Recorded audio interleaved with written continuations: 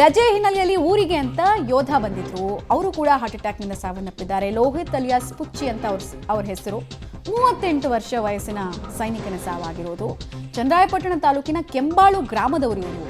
ಕಳೆದ 18 ವರ್ಷಗಳಿಂದ ದೇಶ ಸೇವೆಯನ್ನು ಸಲ್ಲಿಸ್ತಾ ಇದ್ರು ಸೈನಿಕರಾಗಿ. ಜುಲೈ 3ನೇ ತಾರೀಕು ರಜೆ ಮುಗಿಸಿ ಕರ್ತವ್ಯಕ್ಕೆ ಹೋಗಬೇಕಾಗಿತ್ತು. ಇನ್ನೊಂದು 3 ದಿನ ಆಗಿದ್ರೆ ಅವರು ರಜೆಯನ್ನು ಮುಗಿಸ್ಕೊಂಡು ಡ್ಯೂಟಿಗೆ ಹಾಜರಾಗಬೇಕಾಗಿತ್ತು. ಬಟ್ ನೋಡಿ, ಇವರಿಗೂ ಕೂಡ ಅಷ್ಟೇ ವಿಧಿ ವಿಪರೀತ. ವಿಧಿಯದು ಬೇರೆಯದೇ ಕತೆ ರಚನೆಯಾಗಿತ್ತು. ಈ ಕಾರಣಕ್ಕೆ ಅಸುನೀಗಿದ್ದಾರೆ.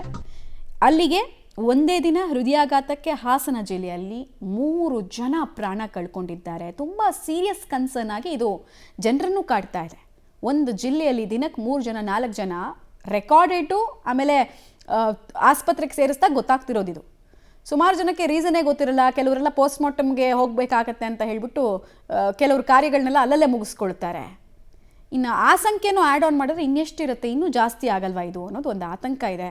ಬಟ್ ನೋಡೋಣ, ಸರ್ಕಾರ ಕೂಡಲೇ ಈ ವಿಚಾರದಲ್ಲಿ ಒಂದು ಪರಿಹಾರವನ್ನು ಕಂಡುಕೊಳ್ಬೇಕು ಮತ್ತು ಹೃದಯಕ್ಕೆ ಸಂಬಂಧಪಟ್ಟಂತೆ ಜಾಗೃತಿ ಅವೇರ್ನೆಸ್ಸನ್ನು ಮೂಡಿಸುವಲ್ಲಿ ಸರ್ಕಾರ ವಿಫಲವಾಗಿದೆ. ಚಿಕ್ಕ ವಯಸ್ಸಿನ ಹುಡುಗರು ಸಾವನ್ನಪ್ತಾ ಇದ್ದಾರೆ. ನೋಡಿ, ಅಲ್ಲಿ ಹೃದಯಾಘಾತಕ್ಕೆ ಸಾವನ್ನಪ್ಪಿದವರ ಏಜ್ ಫ್ಯಾಕ್ಟರ್ ನೋಡ್ತಾ ಇದ್ದೀರಾ ನೀವು. 19-20 ವರ್ಷದವರೆಲ್ಲ ಸಾವನ್ನಪ್ತಾ ಇರೋದು. ಅಭಿಷೇಕ್ ಅಂತ ಹುಡುಗ, ಇನ್ನು ಚಿಕ್ಕ ಹುಡುಗ. ಡೀಟೇಲ್ಸ್ ಕೊಡ್ತಾರೆ. ಶಶಿಧರ್ 3 ಜನ ಈಗ ಸಾವನ್ನಪ್ಪಿದ್ರು ಅಂತ ನೀವು ಹೇಳ್ತಾ ಇದ್ರಿ. ಸೊ ಇವ್ರು 3 ಜನರಲ್ಲಿ ಒಬ್ಬರಿಗೆ ಅಟ್ಲೀಸ್ಟ್ ಹೃದಯ ಸಂಬಂಧಿತ ಕಾಯಿಲೆ ಹಿಂದೆ ಕೂಡ ಇತ್ತ?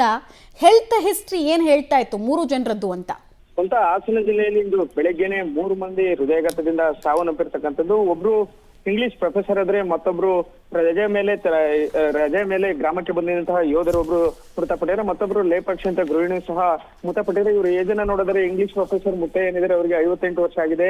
ಇನ್ನು ಯೋಧ ಏನಿದ್ರೆ ಅವರಿಗೆ 38 ವರ್ಷಗಳಿದೆ. ಅದೇ ಲೇಪಕ್ಷಿ ಏನಿದ್ರೆ ಅವರಿಗೆ 50 ವರ್ಷ ಆಗಿದೆ. ಆದ್ರೆ ಅವರ ಕುಟುಂಬಸ್ಥರು ಹೇಳುವ ಪ್ರಕಾರ ಅವರಿಗೆ ಯಾವುದೇ ಹೃದಯ ಸಂಬಂಧಿ ಕಾಯಿಲೆಗಳು ಇರಲಿಲ್ಲ ಅಥವಾ ಯಾವುದೇ ಸಣ್ಣ ಪುಟ್ಟ ಕಾಯಿಲೆಗಳು ಇಲ್ಲ ಅಂತ ಅವರು ಹೇಳ್ತಾ ಇರ್ತಕ್ಕಂಥದ್ದು. ಎಲ್ಲರೂ ಸಹ ಚೆನ್ನಾಗಿ ಇದ್ರು. ಆದ್ರೆ ಅದರಲ್ಲಿ ಇಬ್ಬರು ಯಾರು ಲೇಪಕ್ಷಿ ಮತ್ತೆ ಪ್ರೊಫೆಸರ್ ಏನಿದ್ರು ಅವರು ನಿಂತಲ್ಲಿ ಕುಸಿದು ಬಿದ್ದಿರ್ತಕ್ಕಂಥದ್ದು. ತಕ್ಷಣ ಅವರಿಬ್ಬರನ್ನು ಸಹ ಒಬ್ಬರು ಹೊಳೆನರಸೀಪುರದ ಆಸ್ಪತ್ರೆಗೆ ಕರೆದುಕೊಂಡ್ರೆ ಮತ್ತೊಬ್ರು ಬೇಲೂರು ಪಟ್ಟಣದಲ್ಲಿ ಕುಸಿದು ಬಿದ್ದಿರ್ತಾರೆ. ಅವ್ರನ್ನ ಬೇಲೂರು ತಾಲೂಕು ಆಸ್ಪತ್ರೆಗೆ ಕರೆದೊಯ್ತಾರೆ. ಅವರಿಬ್ರು ಸಹ ಆಸ್ಪತ್ರೆಗೆ ಕರೆದೊಯ್ಯುವ ಮಾರ್ಗ ಮಧ್ಯೆ ಸಾವನ್ನಪ್ಪಿದ್ರೆ ಏನು ರಜೆ ಮೇಲೆ ಬಂದಂತ ಯೋಧ ಲೋಹಿತ್ ಏನಿದ್ರೆ ಅವರು ಸಹ ಹೃದಯಾಘಾತದಿಂದ ಸಾವನ್ನಪ್ಪಿರ್ತಕ್ಕಂಥದ್ದು. ಅವರೆಲ್ಲರೂ ಸಹ ಆರೋಗ್ಯವಾಗಿದ್ರು ಅಂತ ಅವ್ರ ಕುಟುಂಬಸ್ಥರು ಮಾಹಿತಿ ನೀಡಿದ್ರು. ಆದ್ರೆ ಇಡೀ ರೀತಿ ಹೃದಯಾಘಾತವಾಗ್ತಿರೋದು ನಿಜಕ್ಕೂ ಒಂದು ರೀತಿ ಆತಂಕವನ್ನು ಸೃಷ್ಟಿಸಿದೆ. ಯಾಕೆಂದ್ರೆ ಕಳೆದ 40 ದಿನಗಳಲ್ಲಿ 21 ಮಂದಿ ಹೃದಯಾಘಾತದಿಂದ ಸಾವನ್ನಪ್ಪಿರು. ಇವತ್ತು ಒಂದೇ ದಿನ 3 ಸಾವನ್ನಪ್ಪಿರ್ತಕ್ಕಂಥದ್ದು ಸಹಜವಾಗಿ ಜಿಲ್ಲೆಯ ಜನರಲ್ಲಿ ಒಂದು ರೀತಿ ಆತಂಕ, ಜೊತೆಗೆ ಯಾವ ರೀತಿ ತಮ್ಮ ಆರೋಗ್ಯವನ್ನ ಕಾಪಾಡ್ಕೊಳ್ಬೇಕು ಅನ್ನೋದ್ರ ಬಗ್ಗೆನೂ ಸಹ ಸರಿಯಾಗಿ ತಿಳಿಯದಂತಾಗಿದೆ. ಈ ಬಗ್ಗೆ ಜಿಲ್ಲಾ ಆಸ್ಪತ್ರೆಯ ವೈದ್ಯರಾಗ್ಲಿ ಸರ್ಕಾರವಾಗ್ಲಿ ಸೂಕ್ತ ಒಂದು ಸಂಶೋಧನೆಯನ್ನ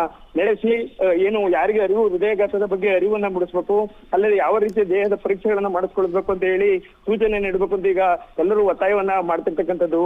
ಮಮತಾ.